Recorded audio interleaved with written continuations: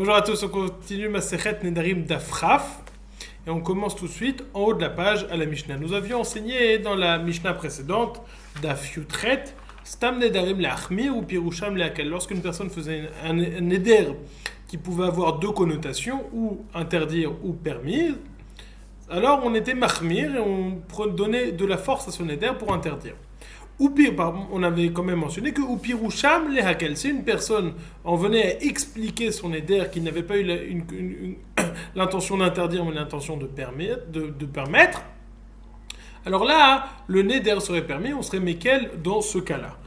La première Mishnah nous a enseigné les cas où on stam nedarim leachmir, maintenant on va expliquer les cas de Pirusham lehakel. Nadar, nous dit la Mishnah, Nadar becherem. Quelqu'un a fait un neder avec le cherem, qui pouvait faire référence à des corbanotes du Beth Amikdash. Il a dit non, moi quand j'ai dit le cherem, je pensais à chermo shel yam. Chermo shel yam, c'est-à-dire, ça peut s'expliquer comme un filet des pêcheurs pour pêcher les poissons. Donc il dit, moi, cherem, je ne faisais pas faire référence à cherme shamaim, mais chermo shel yam. Donc c'est permis. Korban, il a fait un éder en mentionnant le terme de korban. Il a dit non, moi quand j'ai dit au korban, c'est pas les korbanotes qu'on apporte au Beth Amikdash, c'est les korbanotes, c'est les offrandes qu'on apportait au roi. L'onadarti et la bekorbanot shel melachim. Are atzmi korban. Si quelqu'un aurait dit are atzmi korban, atzmi, ça peut normalement, ça veut dire on parle de moi. Je suis moi-même un korban, je vais être considéré korban. Mais atzmi, il dit non. Quand je dis atzmi, je faisais pas référence à moi, je faisais référence à un os. Etzem sheli, un os à moi qui se trouve dans la maison et à chaque fois que je fais un éder, je fais référence à cet os. Konem ishtine netli, j'interdis ma femme de me profiter. Il dit non, mais je parlais pas de ma femme. Je parlais pas de ma femme actuelle, je parlais de ma première femme, celle dont j'ai divorcé déjà, mon ex-femme. Dans tous ces cas, alors le neder n'est pas bon. Nous dit la Gemara, enfin, on est mekel. Al-kulan en nishalin anehen. Surtout ces nedarim, on n'a pas besoin d'une fer de she'ela pour annuler ses vœux. Ve'im nishalu onshinotan ou machmirin alen, divrei Rabbi Meir. Et s'ils ont quand même fait she'ela, alors on les punit et on va être mahmir. La Gemara va demander, tu m'as dit qu'on n'a pas besoin de she'ela, après tu m'as dit ils ont demandé she'ela. De quoi parle-t-on? La Gemara va expliquer. Pour un talmid chacham, on n'a pas besoin de faire de she'ela pour annuler le neder. Pour un amaharet, on n'est pas sûr que lorsqu'il dit je crois ça, j'ai été mitkaven à permettre. Alors là, on va à la permission, il va avoir besoin d'une she'ela. Veim nishalu, onshin oto, on va le punir, on va être mahmir. La Gemara va expliquer, ça veut dire quoi punir, ça veut dire quoi mahmir. Divrei Rabbi Meir. Vechachamim omrim, potrim lahem petach mimakom acher, umelamdin otan kedei shelo yinhagu kalut rosh banedarim. On va expliquer tout de suite. Onshin oto, pour annuler un vœu, on a deux possibilités. Ou on a un petach, ou on a une charata. Petach, ça veut dire qu'on trouve une raison pour laquelle si le noder, si celui qui fait le vœu y avait pensé au moment où il avait fait son vœu, alors il n'aurait pas fait son vœu. Il s'avère donc que son neder est une erreur depuis la base parce qu'il a oublié de penser à un élément et donc le neder est non avenu. Ça c'est pétard, mais il faut trouver une raison. Charata, c'est un regret, c'est-à-dire qu'il estime qu'au moment où il a fait le neder, il n'était pas assez calme, il était énervé ou il avait d'autres raisons qui justifiaient cela, mais maintenant il regrette depuis le début, ça c'est la charata. Lorsque Rabbi Meir a dit onshinoto, ça veut dire qu'on va pas. Et donc, charata, c'est plus facile d'arriver à une charata que de trouver un pétard. Rabbi Meir nous dit on va pas permettre le neder avec une charata, mais on va le permettre uniquement avec un pétard. Chachamim omrim potrin lahem pétard mimakom acher. Alors là, le terme pétard, justement, va faire référence à la charata, mais Chachamim nous disent non, on n'a pas besoin de chercher un pétard, potrin lahem pétard mimakom acher. Il suffit de trouver quelque chose mimakom acher, c'est-à-dire, explique le Ran, fait référence à la charata. Charata, ça veut dire le regret. Ou melamdin otan kedei shelo yinhagu kalut rosh banedarim. On va leur enseigner de ce principe afin qu'ils fassent attention de ne pas faire des nedarim comme ça, puisque s'ils commencent à faire des nedarim qui sont permis, ils vont faire même des nedarim qui sont interdits, ils ne vont pas faire attention. Nous demande la Gemara à Gufakashi, à Martanish, la question que nous avons posée. À Gufakashi, à Martanish, alin lahen, vadartanim, nishalo onshinoto, machmirin alem. Tu nous as dit, ils n'ont pas besoin d'annuler le vœu parce que le vœu est déjà annulé, n'a pas de valeur. Et après, tu me dis, s'ils ont eu besoin de l'annuler, Im nishalu onshinoto, on mahmiran alem. Amar Rav Yehuda achikatane. Vechulan etzrichim shela. Rav Yehuda nous explique. Mais maître, c'est comme ça qu'on a enseigné. Ils n'ont pas besoin d'être annulés. Etzrichim shela. Medvarim amorim betamid chacham. Aval be'am haaretz sheba l'Ishael onshinoto mahmirin alav. Tout ce qui a été dit que Entrichen Shela, c'est uniquement dans un Talmid Chacham. Mais lorsqu'il s'agit d'un Haaretz qui vient demander, Onshinoto Mahmirin Alav, on le punit et on est Mahmir sur lui parce que le Haaretz il a besoin d'annuler son vœu. Demande la Gemara Rabish, la Mahmirin de l'Opatrin Nebecharata, elle a Onshin Echidamim. Je comprends le terme de Mahmirin. Mahmirin, ça veut dire qu'on fait on doit, pour annuler le vœu, utiliser le pétard et pas seulement une Charata. Mais ça veut dire quoi que Mahmirin Alav? Ça c'est Onshin. Non, ça c'est Mahmirin. Onshin Echidamek. Ça veut dire quoi Onshin? Keletania. Comme on a enseigné dans ce Braïta, Mishenazar va avoir un Nazirut, un Neskakin lo, Achin Hogbo, Isur Kiyamim Shenahag, Bahen, Eter Divri Rabbi Yehuda. Quelqu'un, on a enseigné dans une Braïta que quelqu'un qui aurait fait un vœu de Nazirut et il a transgressé sa Nazirut, on ne va pas lui annuler sa Nazirut jusqu'à ce qu'il au moins complète les jours de Nézirut comme ce qu'il a fait. C'est par exemple au bout de 15 jours il a transgressé sa Nézirut, et au bout de 15 jours il vient, il veut annuler sa Nézirut. On lui dit non, d'abord tu feras encore 15 jours de Nézirut, Keyamim Arishonim Shenahag Bahem, comme le jour dont tu as fait ta Nézirut. Et seulement là on va t'annuler le vœu. Et c'est ça qu'on dit. On dit on ne t'annule pas ton vœu tout de suite, on attend le temps que tu dois remplir le temps que tu as fait le Neder. Jusqu'à présent.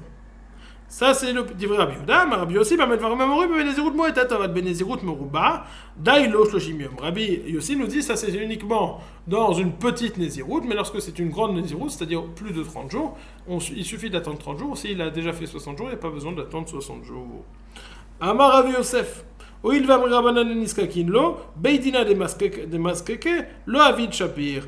Rav Yosef nous dit, étant donné que Rabbanan on dit que telle personne, on n'est pas mizdakek lo, on ne lui cherche pas à lui annuler son vœu, Beidina de miskakele, lo shavit shapir, un beddin qui va se lier, qui va chercher à annuler les vœux de ces gens-là, il ne fait pas bien.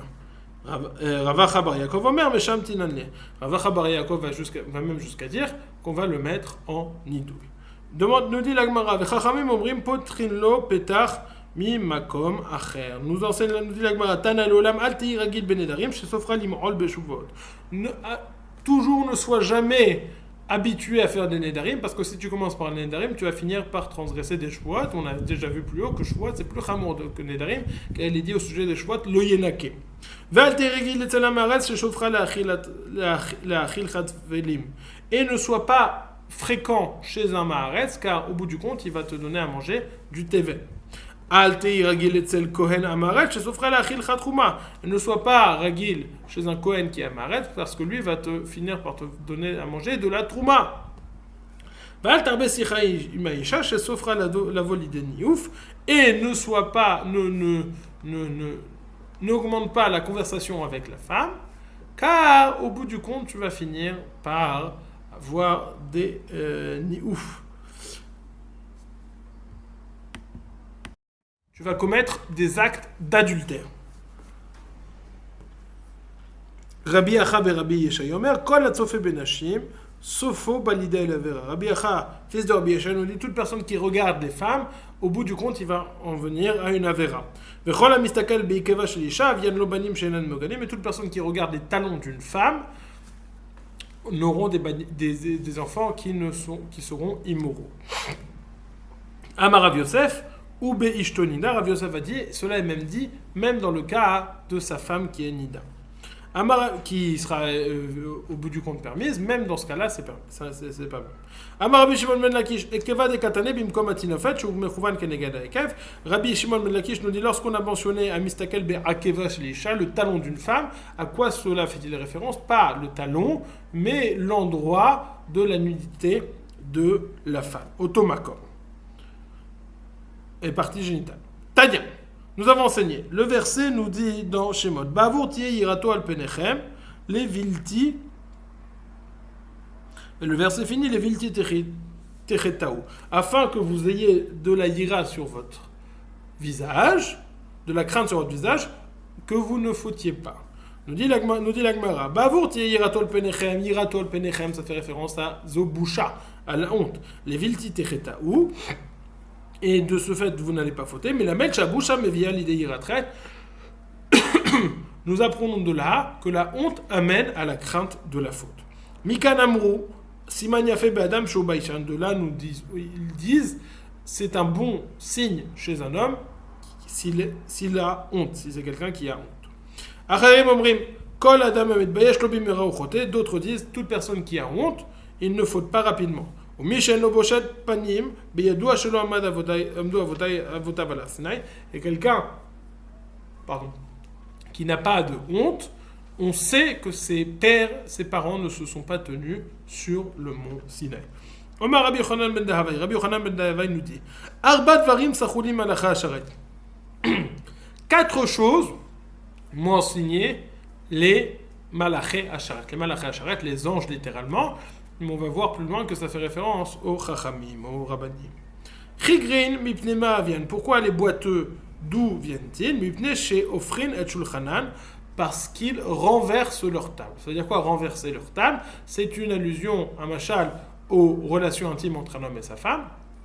Et il y a une façon convenable, normale de la faire avec la table à l'endroit, et il y a une façon de la faire avec la table à l'envers. Ça peut faire référence à 3 choses selon les explications, ou qu'ils aient une relation pas par la voie naturelle, mais par une voie non naturelle, ce qui s'appelle la sodomie, ou qu'ils ne se regardent pas au moment de la relation, quand bien même ça serait par les voies naturelles, qu'il regarderait sa nuque et il n'y aurait pas de contact entre les deux, ou si au lieu que lui soit en haut, ou les malavi, les mata, lui est en haut et elle est en bas, elle est en bas et lui, elle est en haut et lui serait en bas.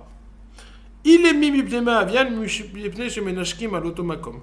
Ceux qui sont muets, pourquoi est-ce que les gens sont muets? Mipne chez menashkim à l'automakom parce qu'ils embrassent à cet endroit de nudité de la femme, à cet endroit précis.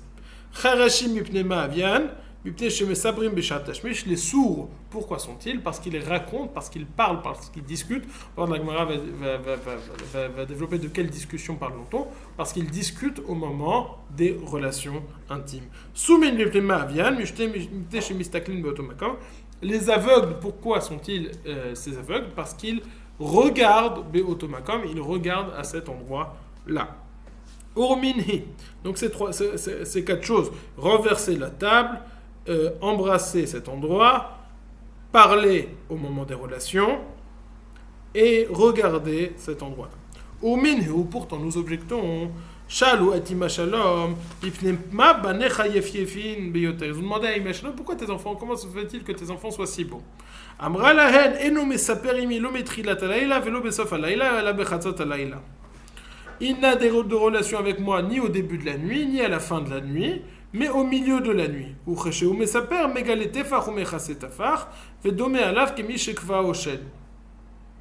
Et au moment où il raconte, où il a des relations avec moi, il dévoile un téphar sur les 2 téphars qu'on pourrait découvrir dans d'autres situations. On a l'impression qu'il fait ça de façon très rapide, comme si il avait été forcé par un démon. En tout cas, il fait ça de façon très rapide. Je lui ai demandé pourquoi est-ce que tu fais ça de cette façon. Afin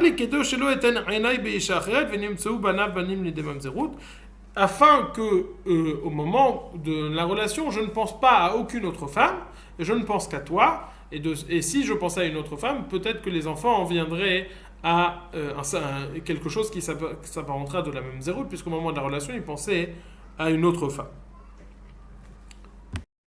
Pourquoi est-ce qu'il ne faisait pas ça ni au début de la nuit ni à la fin de la nuit?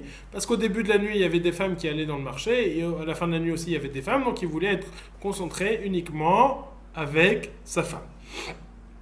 En tout cas, que voyons-nous? Que pour définir l'action, le tashmish, elle utilisait de mesaper. Ça veut dire qu'il parlait à ce moment-là. C'est-à-dire qu'ils ont utilisé le terme de parler, même si c'est une allégorie, c'est un machal, mais elle a utilisé, ça veut dire qu'il y avait un rapport, ça veut dire qu'il parlait au moment de cela. Donc est-ce que parler c'est bien ou est-ce que parler c'est pas bien? Nous dit la Gemara, c'est lorsqu'il s'agit de choses qui sont en rapport avec la relation, avec le contact, avec la personne, alors ça c'est bon de parler, oui. Mais lorsqu'il est mina chanaïta de parler d'autre chose, ça c'est pas bon. Amar Rabbi Yochanan, Zou divrei Rabbi Yochanan. Donc ça, ce sont les 4 enseignements apportés par Rabbi Yochanan ben Dahavai.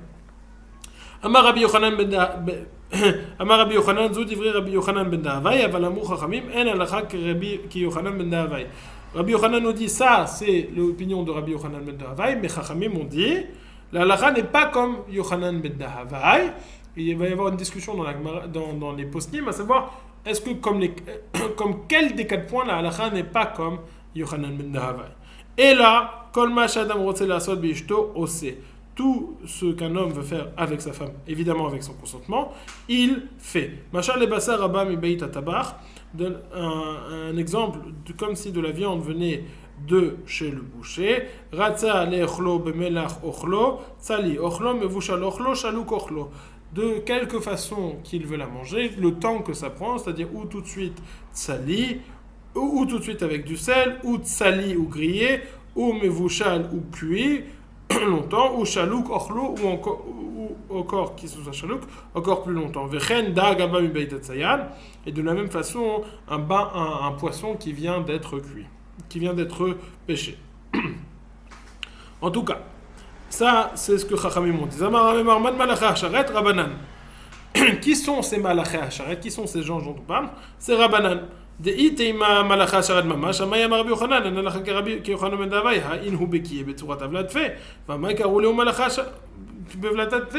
Il est évident qu'on fait référence ici à Chachamim, à des Rabbanim, et pas aux Malachim eux-mêmes, parce que si vous faisiez référence aux Malachim eux-mêmes, on n'aurait pas la possibilité d'être collègues sur eux, parce que eux connaissent bien la création du fœtus, et ils savent ce qui endommage le fœtus ou pas. Si on fait référence à Chachamim, pourquoi est-ce qu'on les appelle Malaché Hasharet? Des Metzaïne ke Malaché Hasharet, parce qu'ils se distinguent du reste du monde par leur excellence, comme les Malaché Hasharet. Haï de Ataï le Kameh de Rabbi. Cette femme qui est venue devant Rabbi, Amra lo Rabbi Erachti lo Shulchan ve'afro. Il a dit, Rabbi, je lui ai préparé la table, donc un machal, ve'afro, il l'a renversé. Amarlo. Amar la biti Torah itiratra vanim ha'eselach. Il dit, ma fille, la Torah a permis cela, et que puis-je faire? Aïda ataï le kameh de Rav. Amra lo Rabbi Erachti lo Shulchan ve'afro. Amar ma'ishna min benita. Cette femme qui est venue devant Rav, elle lui a dit, Rabbi, je lui ai préparé la table et il l'a renversée. Il lui a dit, oui, mais quelle différence avec un poisson? Ça peut choquer à première vue, je comprends. Et il faut étudier plus en profondeur pour comprendre la discussion qui a eu lieu ici.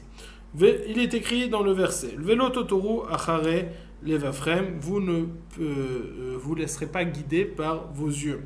Mikan amarabi alishte adam bekoze vitenena bekosacher. De là, Rabbi a dit, un homme ne doit pas boire dans ce verre et penser et mettre ses yeux dans un autre verre, c'est-à-dire que quand il a une relation avec sa femme, il doit penser uniquement à sa femme. Maravina lonitzrichu ela, évidemment qu'il ne doit pas penser à une autre femme. Nous dit Ravina, maravina lonitzrichu ela dafilu bet nashav. Quand bien même il serait marié à 2 femmes, ce qui est permis minatora. Et donc un homme qui serait marié à 2 femmes, lorsqu'il a une relation avec une de ces 2 femmes, il doit penser uniquement à celle-là et pas à une autre.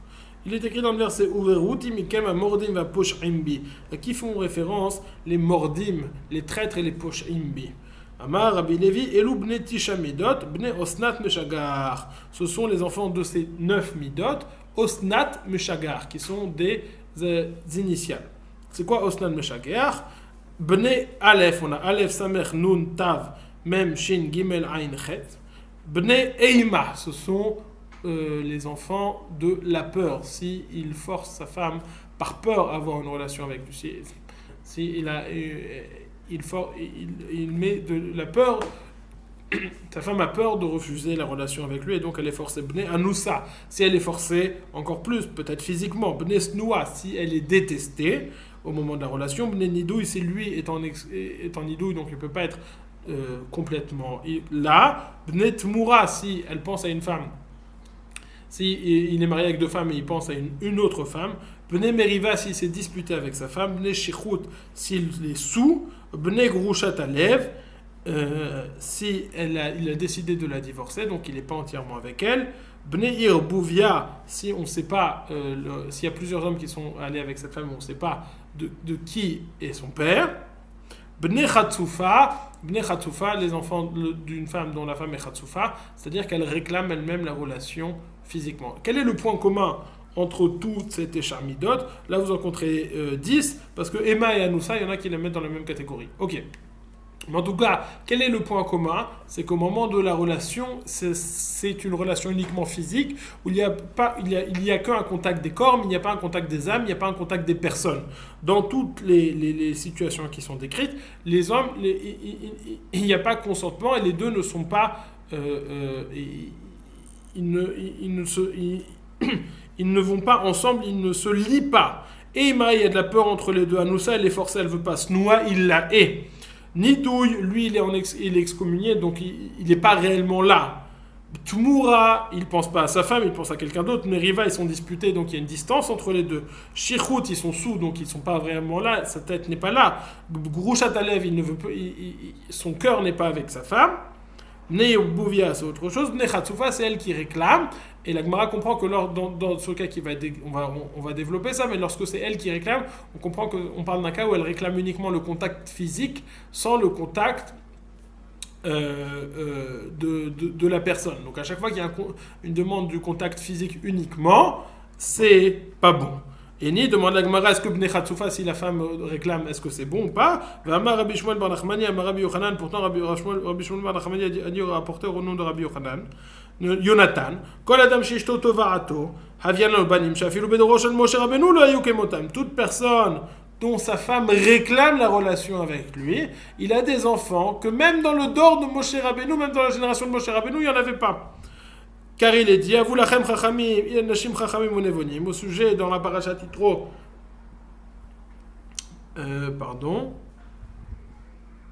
pas dans la parashat Yitro.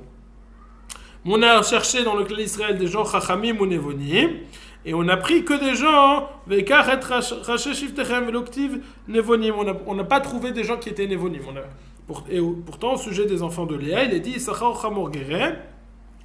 Vektiv, Umne Issachar Yodea Binim Leitim. Au sujet de Issachar, il a dit qu'il Yodea Bina Leitim. Donc il a la catégorie de Nevonim. Mais qu'est-ce qui était particulier au sujet de Issachar? C'est que Léa a réclamé Yaakov. Pourquoi? Comment est-ce qu'elle a réclamé Yaakov? Elle a dit Elai Tavo, viens vers moi. Viens vers moi. Alors, est-ce que c'est bien que vers moi tu vas venir? Vers moi viens. Alors, est-ce que c'est bien que la femme réclame ou est-ce que c'est pas bien que la femme réclame? Tovarat Bapé.